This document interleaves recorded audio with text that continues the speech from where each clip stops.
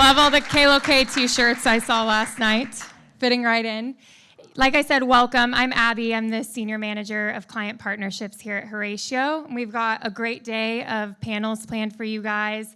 We have client speakers, we have partner speakers, and some Horatio employees sprinkled in there as well. So it's going to be a great day. I have a list of some housekeeping items for everyone. We'll be in here most of the day. We have a break for lunch at noon, which will be delicious. But in between now and then, there's coffee, fresh squeezed orange juice, water, snacks outside. Feel free to step in and out as much as you need anything. Restroom is around the corner out here if you guys haven't seen it yet. If you need to step out and take a meeting, that's totally fine. If you hug the perimeter of the office and walk around the side, there's phone booths, or you can just grab someone in a Horatio shirt. We'll help you find somewhere to take the call. There is room this afternoon for the Old City and Cacao Experience tours. If you haven't been to the Old City in Santo Domingo yet, it's amazing. So you should really do it while you're here. Let us know. We'll squeeze you in. Couple special thanks and intros. Thank you to the Horatio team who's put on this event. It's been amazing so far. Yeah, thank you. Couple special intros, our partners. We have Ellen from Gorgeous here. Where's Ellen? There she is. Anuj and Mike from Ada. There they are back there in the back. We've got Katie and Frank from Aircall. And Tara and Brian from Loris, our sponsors for this year. They'll be set up in their booths outside during the coffee break, so make sure and swing by and tell them hello. They've got some swag, and they're all great CX solutions, so you should check them out. Couple more intros. We have Rita Saud. Most people should know Rita. She's our Senior VP of Ops, so she's the brains behind this operation. She keeps this thing running. She's very intricately involved, very intricately involved in all the day-to-day. So if you ever need anything, Rita's there. And Elizabeth Pablo, our Executive Vice President. Ellie is the heart and soul of this company. Truly, she runs all things people, so recruitment, culture, all that stuff. So we love Ellie. Thank you for everything. And last but not least, we have our founders, all three of them, Jared, Alex, and Jose, who we're going to hear from next for the Fireside Chat, if you guys want to come on up.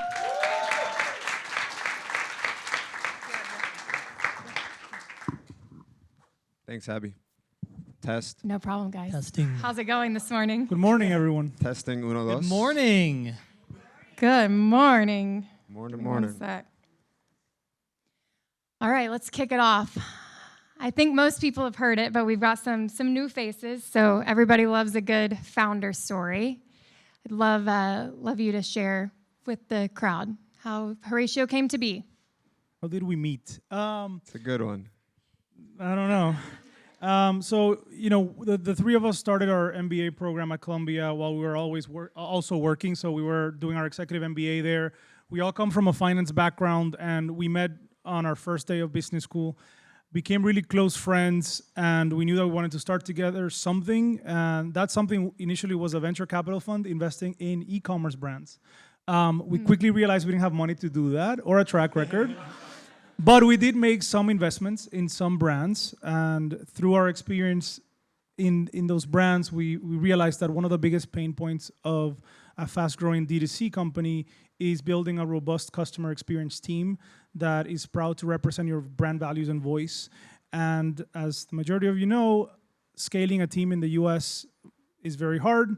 The turnover is extremely high, and you have a lot of issues when it comes to scaling fast because it's very hard to hire people. I worked in a call center here in the DR. It was not a great experience, but I realized that the talent here is incredible. Everyone here is fully bilingual in English and Spanish. We're super close to the US, and our whole philosophy was we think we can build something unique and special that is centered around our people. Most call centers, as you guys know, don't have the luxury of having a campus like this. Most places have cubicles, they're dark,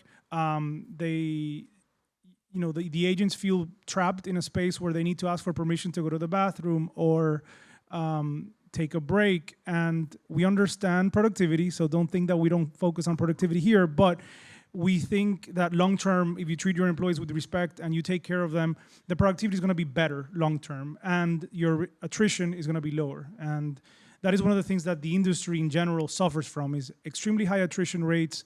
And I think it's driven because most of the BPOs are client-led, they're not employee-led. And our whole philosophy is that if we start with the employees, if we center around our people, then we're going to be able to attract the right client, because not every client is the right client partner for Horatio. A lot of people that come from the BPO industry are a little bit taken aback by the way that we operate, and that's totally normal, but the number speaks for themselves. Our retention rates are one of the highest, if not the highest in the industry, not only in the DR, but around the world.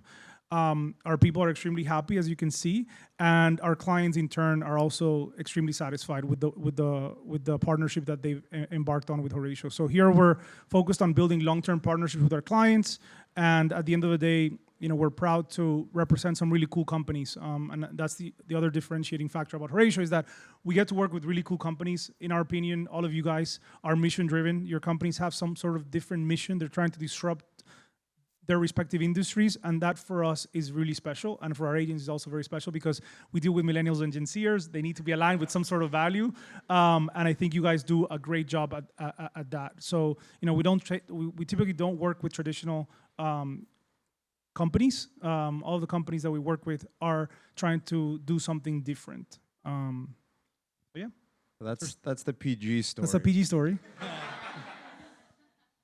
Should we give the PG-13 Yeah, elaborate, version? please. We're begging. Give us PG-13. So yeah, like Jose said, we met on the first day of business school.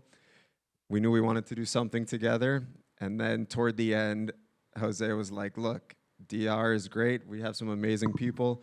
I have our senior people who are going to run the business, who are Ellie and Rita, ready to go." And he's like, "Hey, do you two want to invest every dollar you've ever made into this into this country that you've only been to go to the beach?" And we're like, "Sign us up." Yeah.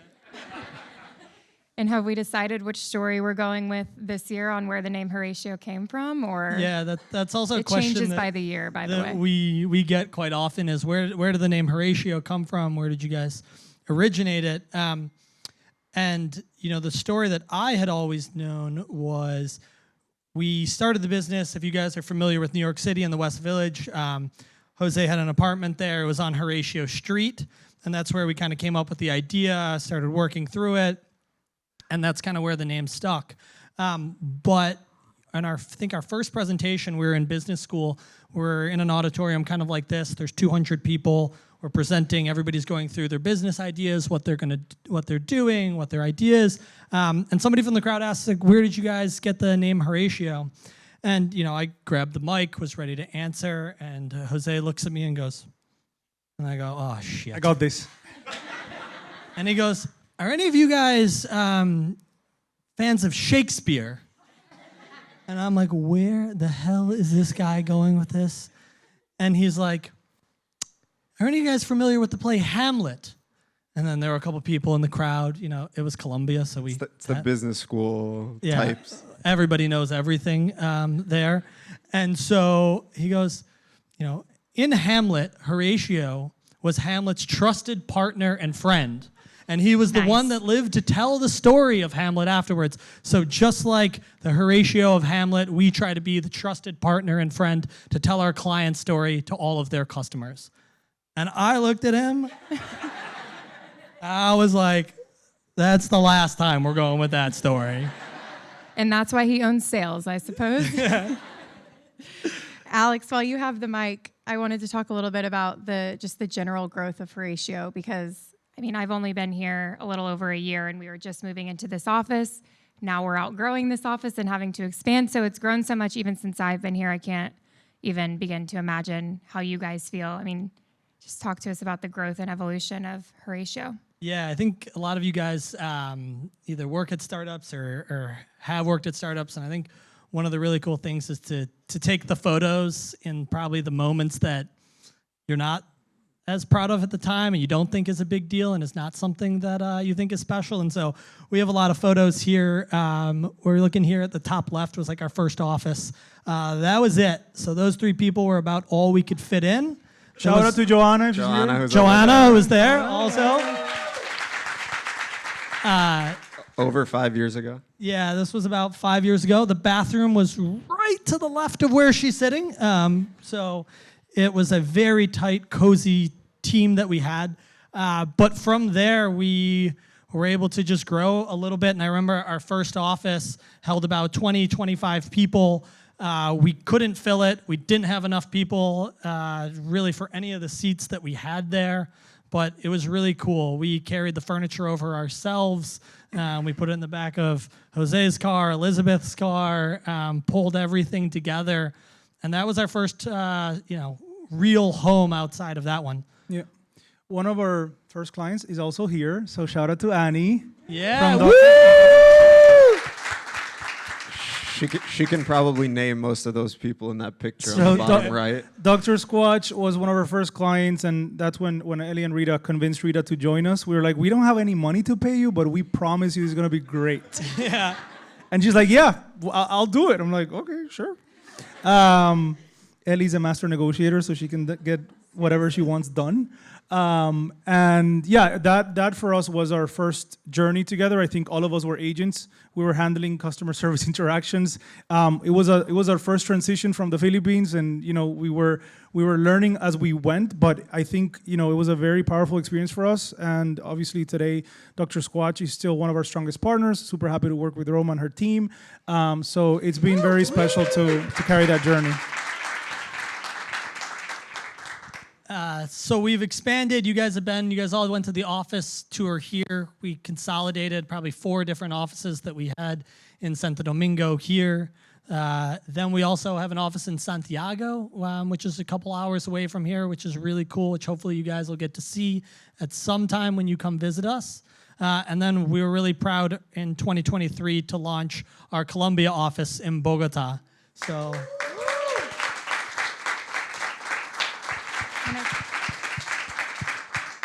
It's nice to see some familiar faces from last year too in that video. Some of you made it in. It's good. Love it. Jared, I have one for you, the data guy. Let's Curious hear it. how Horatio has adapted to emerging trends and tech advancements and any strategies that we have to stay ahead.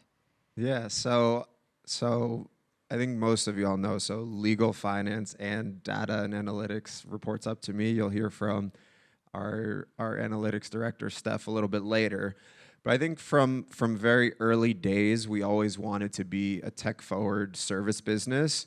So we're big believers in services, but we're big believers in tech-enabled services. And we started that since the beginning, right? And so a lot of you have seen custom dashboards. It's a big initiative that we have had over the last couple of years to build data pipelines and get all data in one centralized source so that we can add value to our clients and so that we can measure things like quality, productivity, so that we can measure things like scheduling, tags, segment, different types of data. And so those are some examples historically. And then over the last year, with all of the AI craze, we've thought about our strategy as well. And we've been working with AI companies. Loris is one of them for many years, even since before the launch of ChatGPT. We've been trying to work with LLM since before that. But our view at this point is we're going to use automation and AI similar to how we always have as an agent co-pilot and to make our teams efficient. So agent co-pilot, not agent autopilot, is what we There like it to is. say. Jared used to do all of our homework, if you didn't notice. I also think one of the big things that the data team's focused on for a lot of you guys that are kind of in the customer experience space is how do you get data that the rest of the company cares about? I think showing quality scores and CSAT scores and response times is important. But a lot of the times, to get the attention of other people, the product teams, the marketing teams, you have to be able to show them other things and how it's impacting your business. I think that's something that our data team spends a lot of time working with clients on is how can we actually show you what your customers are saying? How can we show you how this is feeding into your bottom line? What changes should you be making in your product or your service or your policies? And through a lot of these dashboards that we review on a weekly basis with our clients, that's what they can tell. Sometimes these are used in the board meetings with their investor base to go through and talk about what's happening and give a little bit more detail. But for us, we like to go beyond just the traditional metrics that you see in customer experience and really say, what's driving your business and how can you make it better? Everybody here works at a company that is constantly trying to change, keep up, growing quickly, having challenges. And I think a lot of that data is inside the customer conversations that you're having. And so how can you actually see that, action on it, and talk to the rest of your team about the choices that they're making outside of CX and how it's impacting everything? Thank you. I wanted to, everybody got to see the office today, so they see most of our perks, but quickly talk through just the Horatio culture and how you built it out and how important it is to us here, how we're trying to keep it at scale. Yeah, I think the Horatio culture can be seen the moment you walk into the office. I mean, you can see the energy in the room. And I think part of the reason why we've been so successful is because of our leadership team.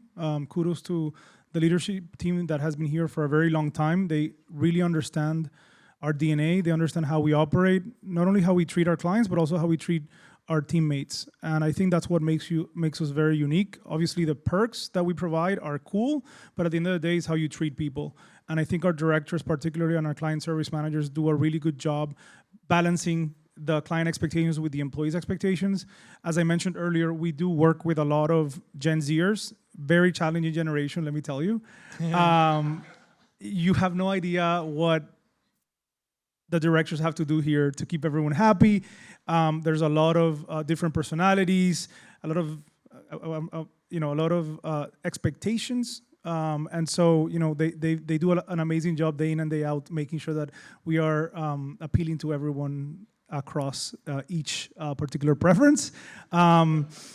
Something that, we also wanted to do from the beginning is give back. We are very privileged to be working here, and I think we live in countries in Latin America that need help. And so we started Horatio Care since day one. It's our community service initiative where everyone is expected to participate and give at least a day or two of their time to give back to the community. We do a lot of work with orphanages, health hospitals, and other foundations that are focused more on environmental protection. We live in an island, and there's a lot of things that we do here to take care of our island and to take care of the people that live in the DR. So super proud that we've instilled a culture of giving back to society. And then Alex, one thing that you and I were talking about yesterday when the three of us were talking through this panel was just the different trends that are changing in just the general CX industry and the outsourcing trends over the next couple of years. What do you had some good thoughts on that yesterday? Yeah, I think there's been a lot of different changes probably over the last 5 years. And I think if you kind of read some of the headlines that you'll see, I think CX had a difficult time getting a seat at the table with executive teams or, at the boards. And over the last 5 years, you've seen that change a lot. And so I think just last year you saw Foot Locker hired a chief customer experience officer. Nordstrom's also hired one. CVS. A lot of big name brands have started to realize that we need to put senior people that are talking about what's the impact on the customer here. We've got product, we've got marketing, we've got sales. And a lot of the time, some of the best information was what happened to the customer? What was their experience there? And so I think you're seeing this take a lot more prevalence in major companies. And to me, what's interesting is that I think some of these major companies are the last people to catch on, because a lot of the fast-growing companies that we work with have been focusing on this, have been making senior hires since the beginning, and really trying to figure out how can we focus. Because I think as a startup or as somebody that's trying to grow and scale quickly, you make a lot of mistakes, right? And a lot of times you hear those mistakes from your customers, and that's frequent. And you start to say, how can I get a team that's really focused on this, that's putting together the information, the data, and that's where I think, a lot of the times those companies have learned, those larger companies have learned from the faster growing startups in the space, which I think is really cool and gives us a huge opportunity as a partner to them to say, how do we give them the information and the data when they get asked a question of what's going on with their customers? How are they feeling? Why are things not going well, right? Versus last month or this month. We want to be the partners that are actually helping them answer those questions. And that's a big thing that Steph and her team works on, and a lot of the client service managers and directors are focused on figuring out with you guys. Perfect. The last thing I have before we open it up to a Q&A is a very broad question, but just what's next for Horatio? What's in the pipeline? What do you guys got cooking over the next year or two? Jose? Okay, thank you. I think, as you saw, we're almost at capacity here, so we're expanding to the other side of the building. So we're going to have an extra capacity for about 650 people. It's going to be mostly client wings, extra cafeteria space, extra training room. So super excited about opening that up in a couple months. We're also expanding in Colombia. We've expanded recently in Santiago, so we have capacity to accommodate our clients' growing expectations. We're actively having conversations with some of our clients, and they've expressed interest in growing with us. I think when it comes to what we're doing for our clients, is something that is constantly changing. I think a lot of our clients are realizing they can trust us to do more than just customer service, and it's trying to figure out what is it that we can do. Obviously, at Horatio, our motto is, do what you do best and hire Horatio to do the rest. So we've expanded our offering to do a lot of stuff that is not related to customer service, and the other thing that we're super excited about is our constant growth when it comes to our trust and safety division, as well as our healthcare division, which continues to grow. Super excited about healthcare. There's a lot of cool companies doing exciting things that are revolutionizing that space. So we're very motivated to continue working with that as well. So those are some of the things that I'm seeing in terms of like what's next for Horatio. And super excited about all of those things as well. Yeah, I think one of the biggest things for us is when we work with clients, a lot of times we start off working in the CX space, and then they start to say, what else can you guys do? They pass different job descriptions over to us, whether it's an ops role, back office work, data type of analysis that we have. We've done a lot of different things for clients, which has been cool to really go deeper with them. We've got a couple of clients that, they have as a policy that before they post any jobs online, they first check to see if Horatio can do it first. Most of the time, we're actually able to fill that role for them and find them some pretty cool candidates. But we are excited. We've been able to work with some clients that we're not doing CX for. So shout out to the cargo team that's here, doing some really cool work with them on the graphic design space. They're going to present it in a little bit, so you'll see some of the stuff that they're doing, but really trying to expand and do as much as we can. There's just such amazing talent here in so many different industries, and so for us, being able to find people that want to do these jobs, have great experience in them, and are really strong performers has been awesome to help our clients. We pride ourselves on moving really, really quickly here at Horatio. I think that's probably one of the biggest things. And we try to show you guys that. As you guys saw, the video that we first played was from last night. So shout out to the marketing team for putting that together super fast. But we want to get faster. We want to keep getting better. And we want to keep helping our clients in a number of different ways, as Jose said. So that's what we're excited about. Awesome. We have a few minutes if anyone has any questions they want to direct up here. Happy to take them. Don't be shy. Yeah, I can hand you my mic if you have a question, or you can just yell. It's a small room. No one? Wow, we must have been really clear. Awesome. Great. Very clear. Awesome. Okay. Thank you, guys. Next up, we have Brian Kirshen from Zenny is going to sit up here and chat with Jose.